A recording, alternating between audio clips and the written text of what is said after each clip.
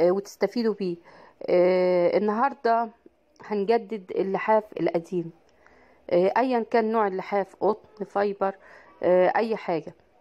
اللحاف ده يعني اديله حوالي 9 سنين عندي. كان ساعة ما طلعت الحفة الفايبر جديد كده وكان غالي، يعني كنت جايباه بحوالي 500 جنيه في، يعني من 9 سنين مبلغ، يعني دلوقتي يساوي له كتير. آه، ده طبقتين، طبقة قطيفة من بره كده وطبقة قطن، بحيث انك انت في الجو الدافي جدا تستعمليه على الناحية القطن، والناحية التانية القطيفة تستعمليه في الجو البرد.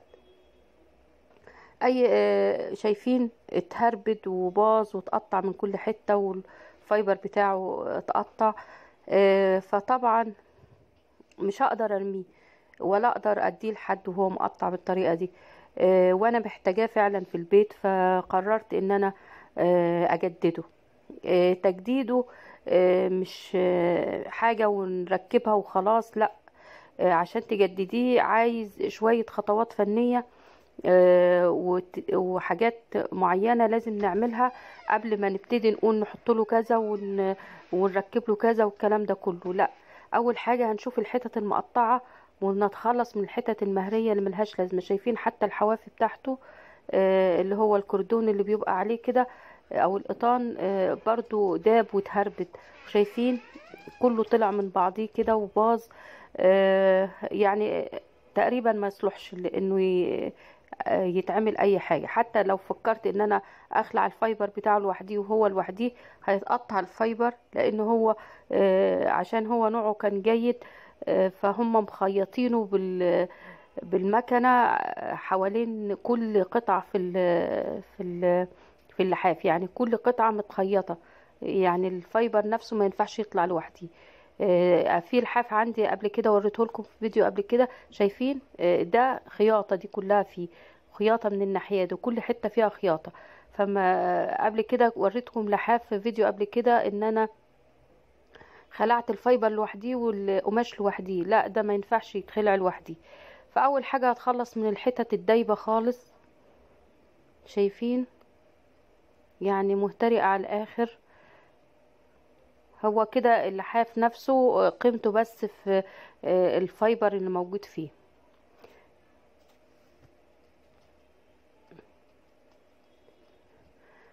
وقبل كده عملت لكم فيديو كمان ان اللحاف حولته شيلت في الارض حطيناها او تتحط على الانتريه. طبعا ده خسارة انه يتعمل كده لان غالي فعلا. فهنحاول ان احنا نصلح فيه ونجدد فيه. اول حاجة هنمسك كل قطعة فيه ونحاول نعملها بالابرة والفتلة، ولازم نستعمل خيط قوي ويستحسن تبقى ابرة كبيرة شوية. في ابر للمنجدين بس مش هتحتاجيها قوي، يعني الفايبر سهل ان احنا ندخل فيه الابرة بسهولة. الاول حاولت ان انا اعمل بمسدس الشمع، اعمل قطعة قطعة، لقيته هياخد وقت فظيع لان الحتت مش مستوية. وكمان الحتت اللي انا قصيتها منه اللي كانت مهرية، فما نيجي نوصل كل قطعة بالتانية صعب، لان الحتت بقت ناقصة ومش كبيرة زي الاول ان احنا ممكن نسويهم مع بعض. فكده هاخد كمية شمع كتير جدا، يعني ممكن واخد وقت اطول. فالابرة والفتلة هي احسن حاجة. مجرد ان احنا هنخيط الحتت ونلفقها مع بعضيها، اللي يعرف غرزة اللف اللي بيعملوا بيها ديل البنطلونات والفساتين والحاجات دي يعملها. اللي ما يعرفش ابرة بالسراجة عادي، ونبتدي نركبهم مع بعض. ان كانت حتت بسيطة اللي بايظة عندك يبقى ممكن بمسدس شمع والابرة العادية بعد شوية وتعمليهم مع بعض. وعلى فكرة الشمع الجيد ما بيفكش، لكن الشمع اللي هو بيبقى نوع رديء هو اللي بيفك ويبوظ.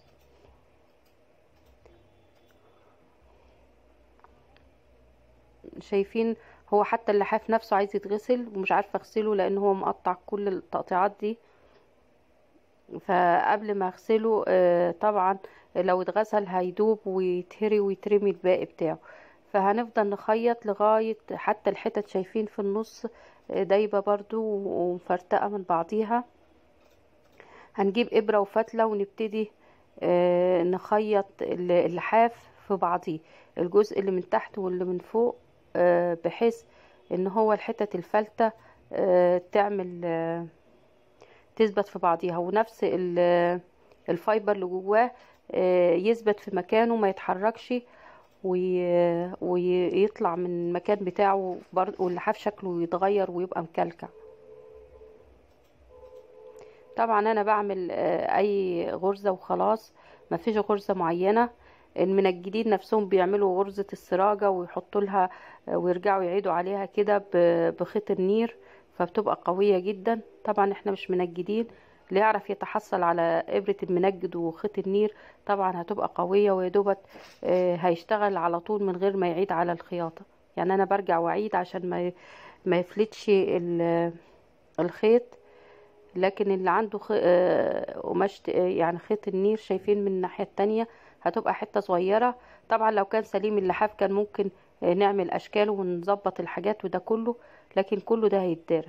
برضو هاجي بعد مسافة وارجع اعمل تاني غرزة، وهكذا لغاية لما تخلصي اللحاف. طبعا مش هتقدري تخلصيه كله في يوم واحد ولا يومين ولا الكلام ده كله، محدش فاضي طبعا. فكل يوم كده وانت قاعدة قدام التلفزيون او انت فاضية، الولاد بيذاكروا، اقعدي تسلي كده حتى نص ساعة، هتلاقي بعد فترة انجزتي. حتى لو استنيت قبل دخول الصيف كده بشوية وقبل ما تغسلي اللحاف، ممكن تشتغل الحاجات دي قبل ما تغسليه، لان لو اتغسل وهو على الحال ده يبقى باظ كل حاجة. فلازم تثبتي اللحاف في الفايبر بتاعه، وبعدين نبتدي اقولك الخطوة اللي بعد كده ايه.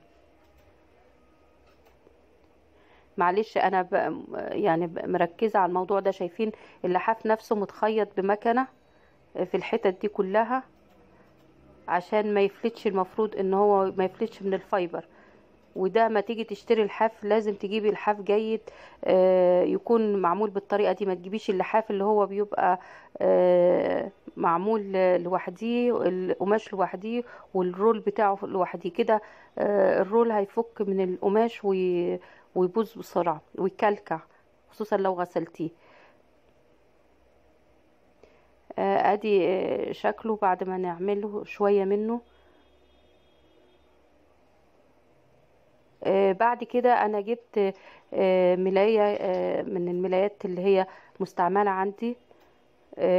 طبعا لو عندك ملايتين شبه بعض تركبيهم في بعض، لان احنا محتاجين ملاية من الناحية دي وملاية من الناحية التانية. لو كان اللحاف جزء منه ناحية من النواحي سليم، يعني مش مقطع من الناحيتين، ممكن تحطي ملاية واحدة وتبتدي تخيطيها في اللحاف.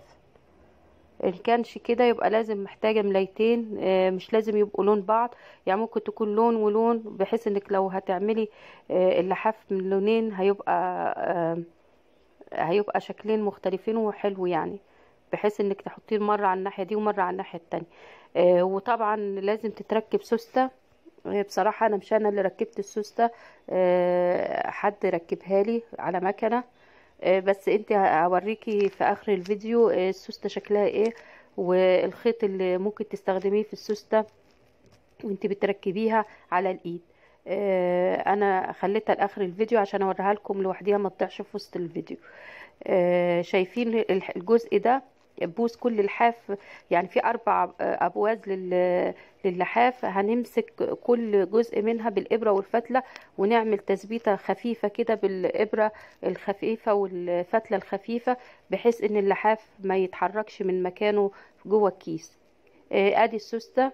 طبعا بتختاري الامتار بتاعت السوسته تقريبا ب4 جنيه او 2 جنيه او 3 جنيه على حسب نوعيه السوسته. تختاري كذا متر ونقي سوسته تكون قويه، ما تجيبيش السوسه الرخيصه هم عارفينها، وبالمتر ويركب لك الجرار بتاعها وتركبيه على اللحاف بالخيط ده لو هتعملي بايدك. لو هتمكنيه على المكنه يبقى طبعا تبقى سهله خالص، بس ممكن تتحرك او تبوظ بسرعه. يستحسن تركبيها بالخيط القوي ده والسوستة القوية دي. اتمنى ان الفيديو كنتوا استفدتوا بيه.